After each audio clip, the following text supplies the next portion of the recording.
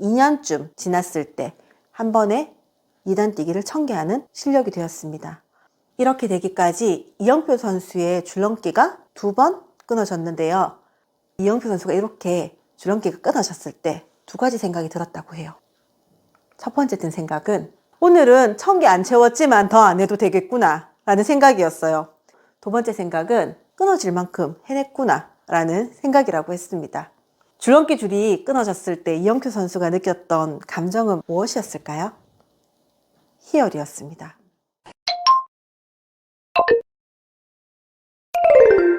김현주의 명품 인생을 사는 법 첫 번째 이야기, 희열을 느낄 때까지 노력하라 입니다. 요즘 여러분 어떤 생활을 하고 계시나요? 저희 집은 카타르 월드컵으로 밤을 지새우고 있습니다. 모든 선수들이 부상 없이 잘 경기를 마치고 16강에 진출하는 기적을 기원하는 마음으로 시작하겠습니다. 누군지 아시겠습니까? 네, 이영표요. 네, 2002 월드컵 4강 신화의 주인공이었던 축구선수 이영표 선수입니다. 이영표 선수는 선수 시절 수비수였습니다. 노력파라는 타이틀이 있었고 드리블을 참 잘하는 선수였다고 해요. 헛다리 기술이라는 특기를 가졌고 아이들은 딱 이거 보니까 헛다리 기술이라고 얘기를 하던데 전 사실 헛다리 기술이 뭔지는 잘 모르겠습니다. 어쨌든 이런 기술을 가졌던 선수이고 스피드도 좋고 체력도 좋고 민첩성도 좋았던 선수라는 평가가 있습니다. 그래서일까요? 이영표 선수는 수비수 포지션으로 유럽리그의 주전으로 뛴 몇 안 되는 아시아 선수이기도 합니다. 좋은 평가를 많이 받는 이영표 선수가 요즘은 좋은 강연을 하는 강연자로도 많이 활동하고 있습니다. 이영표 선수의 강연에서 들었던 이야기 하나를 여러분과 함께 나누려고 합니다. 이영표 선수는 고등학교 시절 경기장 중앙에 있는 공을 누구보다 빨리 가져가고 싶다라는 목표를 세웠다고 해요. 마음만 먹으면 공을 가져가는 선수가 되고 싶었던 이영표 선수가 어떻게 하면 좋을지 고민을 했다고 합니다. 운동선수들이 단체 운동에서도 많이 성장하는데 특히 개인 운동에서 성장폭이 크다고 해요. 그래서 이영표 선수는 자신이 개인 운동을 할 수 있는 게 무엇이 있을까 고민을 했더니 민첩성을 기르는 것이 좋겠다라고 생각해서 줄넘기 2단 뛰기를 매일 1000개 해야 되겠다고 생각했습니다. 한 번에 1000개를 할 때까지 하겠다는 게 목표였다고 해요. 이영표 선수가 축구 선수라는 것을 감안해도 줄넘기 2단 뛰기를 한 번에 1000개 하는 게 쉬운 일은 아니죠. 줄넘기 해보셨어요? 네. 네, 저는 다이어트를 위해 줄넘기를 좀 해봤는데 100개를 못 하겠더라고요. 2단 뛰기는 1개도 못 합니다. 그런데 이영표 선수는 2단 뛰기를 한 번에 1000개 하겠다라는 목표를 세웠어요. 그걸 할 때까지 말입니다. 이영표 선수가 처음에 계획을 세울 때는 2단 뛰기를 그렇게 못 하겠더래요. 그래서 한 번에 100개씩 10번에 나누어서 하기로 했습니다. 한 번에 100개씩 150개씩 이렇게 늘려갔던 것이죠. 2년쯤 지났을 때 한 번에 2단 뛰기를 1000개 하는 실력이 되었습니다. 매일 이렇게 하는 것은 사실 쉽지 않은 일인 것 같아요. 이렇게 되기까지 이영표 선수의 줄넘기가 2번 끊어졌는데요. 이영표 선수가 했던 줄넘기는 2단 뛰기였죠. 처음엔 저도 줄넘기가 끊어졌다는 소리를 들었을 때 그만큼 했으면 그렇지 라고 생각했는데 이영표 선수가 했던 줄넘기는 2단 줄넘기였기 때문에 땅에 줄넘기 줄이 닿지 않거든요. 그런데 줄넘기 줄이 끊어졌어요. 어디가 끊어졌을까요? 손잡이? 맞습니다. 손잡이가 끊어졌습니다. 손잡이가 끊어질 정도로 한다는 게 상상이 되지 않더라고요. 그런데 이걸 2번이나 끊어 먹었습니다. 이영표 선수는. 이영표 선수가 이렇게 줄넘기가 끊어졌을 때 2가지 생각이 들었다고 해요.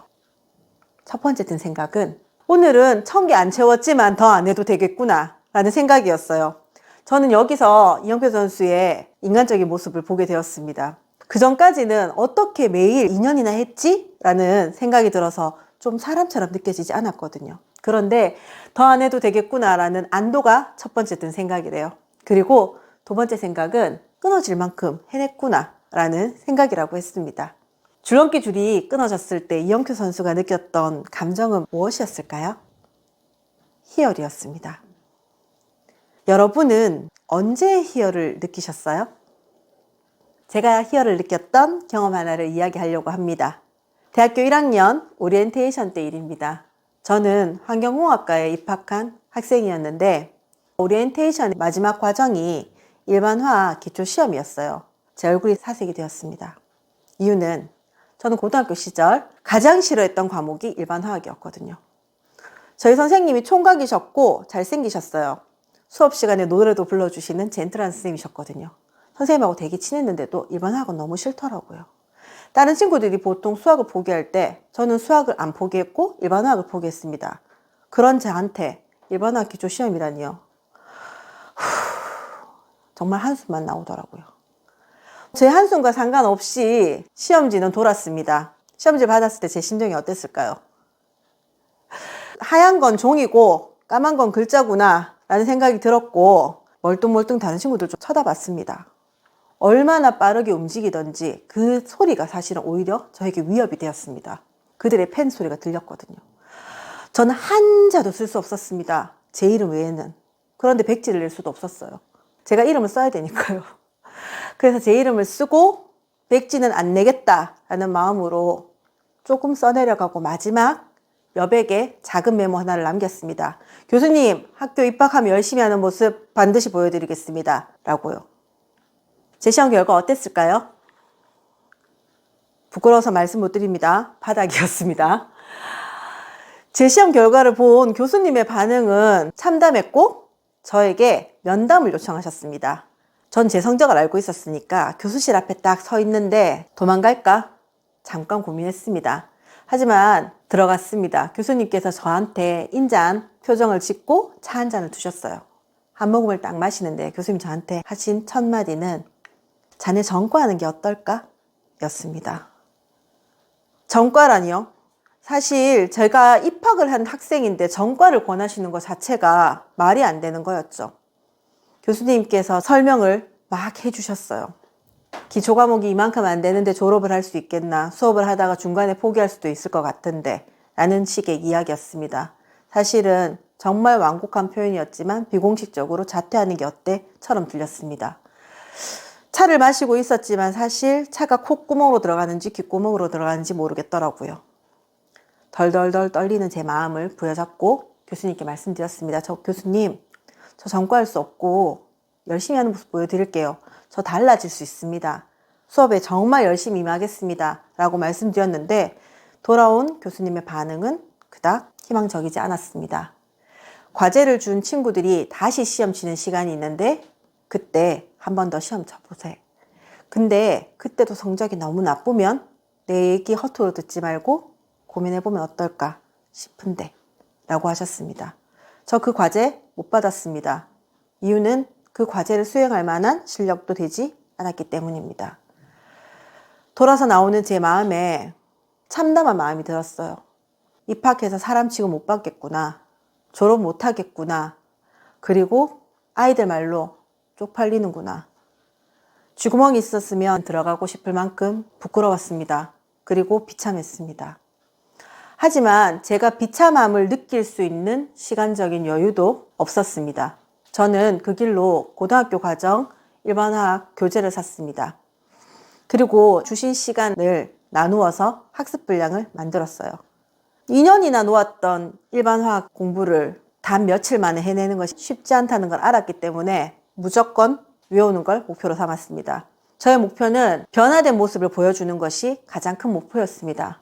그냥 이 친구가 열심히 했구나, 조금이라도 발전했구나, 그러면 안 되겠나, 사람 취급이라도 받아야 되겠다 라는 게 저의 목표였거든요. 처음에는 외우고를 반복했습니다. 그랬더니 이해가 되기 시작했어요. 그리고 재밌어지기 시작했습니다. 당연히 학습 속도는 빨라졌고 제가 생각한 것과 달리 조금 더 빨리 끝마치고 한 번 더 반복할 수 있는 시간까지 주어졌습니다. 시험지는 다시 돌아왔고 이전과 같이 시험지를 받았습니다. 저는 달라져 있었겠죠? 오리엔테이션 때도 이 한숨을 쉬었는데 이번에 쉰 한숨은 달랐습니다. 잘할 수 있겠지? 얼마나 잘할 수 있는지 한번 볼까? 라는 마음이었거든요. 혹시나 머릿속에 기억하고 있던 걸 까먹을까봐 시험지를 받자마자 이름을 쓰고 막 써내려가기 시작했습니다. 제가 1등으로 냈어요, 시험지를. 앞에 앉아 계시던 조교 선생님 그리고 교수님이 저를 무의식적으로 응시하실 뿐 큰 감흥은 없으시더라고요. 시간이 지나고 채점을 해서 다시 교수님이 들어오시는 시간이었어요. 제 성적 어땠을까요? 네, 저는 합격을 했습니다. 교수님이 교단 앞에서 김현주 이렇게 2번 부르시더라고요. 2번째 부름에 제가 교단 앞으로 갔는데 저희 교수님께서 저를 이렇게 보시고 시험지를 보셨습니다. 제 점수는 만점이었습니다. 과제조차 줄 수 없었던 아주 저조한 성적의 학생, 그런데 과제를 준 친구들보다 더 좋은 점수를 가진 제가 되었던 것입니다. 제가 만점 합격 점수를 받고 느꼈던 감정은 무엇이었을까요? 네, 짜릿한 희열이었습니다. 제가 된다고 했잖아요 라는 희열이요. 교수님을 제가 쳐다보고 웃으며 인사했지만 된다고 했잖아요 라는 말이 사실은 제 마음속에 있었거든요. 희열을 느낀 후 저는 달라진 삶을 살게 되었습니다. 바로 자신감 있는 삶이었어요. 이영표 선수가 자신이 경기장 중앙에 있는 공을 누구보다 빨리 가져가고 싶다는 목표를 세우고 민첩성을 기르기 위해서 줄넘기 2단 뛰기를 한 번에 1000개 하는 데까지 걸린 시간이 2년이었다고 했잖아요. 이후 이영표 선수는 자신의 목표대로 경기장 중앙에 있는 공을 마음만 먹으면 가져갈 수 있는 선수가 되었습니다. 저는 첫 시험에서 전과하면 어떻겠니? 라고 비공식적인 자퇴를 권유받았던 학생이었는데 제시에서 만점 합격점을 받고 난 이후 학교생활 전반에서 좋은 성적을 거두는 장학생이 되었습니다. 이 일을 겪고 난 이후 저는 내가 계획하고 하면 할 수 있구나 라는 자신에 대한 믿음이 생겼습니다. 여러분이 희열을 경험한 때는 언제입니까? 이영표 선수처럼 오랜 시간이 걸린 일일 수도 있습니다. 저처럼 어떤 평가를 위한 일일 수도 있을 것 같습니다. 우리는 일상에서 수많은 노력을 하고 삽니다. 독서를 하기도 하고요. 좋은 강의, 좋은 강연을 듣기도 합니다. 검색을 하기도 하고 요즘은 인스타로도 많이 공부하기도 하죠. 그런데 삶에서 이런 많은 노력에 비해서 변화하는 것이 쉽지는 않습니다. 왜 이런 변화가 힘들까요? 맞습니다. 희열을 느낄 때까지 노력하지 않기 때문입니다. 희열의 때가 언제였는지 기억할 수 없을 만큼 오래된 과거여도 좋습니다. 희열을 한 번도 경험 못 해봤는데 라고 생각하실 때도 좋습니다. 희열을 위해 달려가다가 너무 힘들어 지쳐있는 때여도 좋습니다. 지금 여러분의 희열을 한번 시작해보면 어떨까요? 남다른 희열을 느낄 때까지 노력해 보셨으면 좋겠습니다. 여러분의 희열을 응원하고 기대합니다. 감사합니다.